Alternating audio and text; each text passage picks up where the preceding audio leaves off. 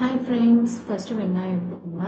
ஒரு 10, 15 பல்லு 10, 15 வெங்காயம், 2 பெரிய சைஸ் தக்காளி, 2 மிளகா, கொஞ்சம் கருவேப்பிலை, கொஞ்சம் மல்லி, அப்புறம் கொஞ்சம் துருவின தேங்காய். இதெல்லாம் நல்லா கட் பண்ணி வச்சுக்கிட்டு, அதுக்கப்புறம் நீங்கள் என்ன பண்ணணும்னா, ஒரு சட்டி வச்சு கொஞ்சோண்டு எண்ணெய் ஊற்றி, அதில் ஃபஸ்ட்டு வெங்காயம், அதுக்கப்புறம் வெங்காயம் போட்டு நல்லா வதக்கிட்டேன். அதுக்கப்புறம் மிளகா போட்டு நல்லா வதக்கிட்டேன். ஏன்னா மிளகா ஃபஸ்ட்டு போட்டிங்கன்னா பிளாக் ஆகிடும்.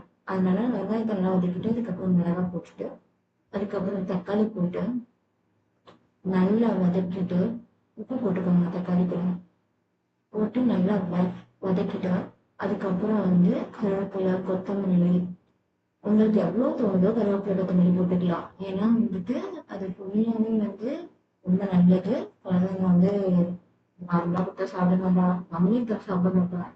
அதனால நீங்க நிறைய கருவேப்பிலை, மல்லி சட்னி, இந்த சட்னி உங்களுக்கு எல்லாத்துக்கும் ரொம்ப பிடிக்கும். அதனால நீங்க ட்ரை பண்ணி பாருங்க. நல்லா கருவேப்பிலை, கொத்தமல்லி, தேங்காய் போட்டு நல்லா வதக்கிட்டு அதை நல்லா பேஸ்டா ஆறுன பிறகு நல்லா பேஸ்டா அரைச்சு திருப்பி சட்னி வச்சு கருவேப்பிலை போட்டு தாளிச்சுட்டு நீங்க அந்த சட்னியை ஊற்றி நல்லா வதக்குனீங்கன்னா சூப்பர் மல்லி சட்னி ரெடி. இது சூப்பரா இருக்கும்.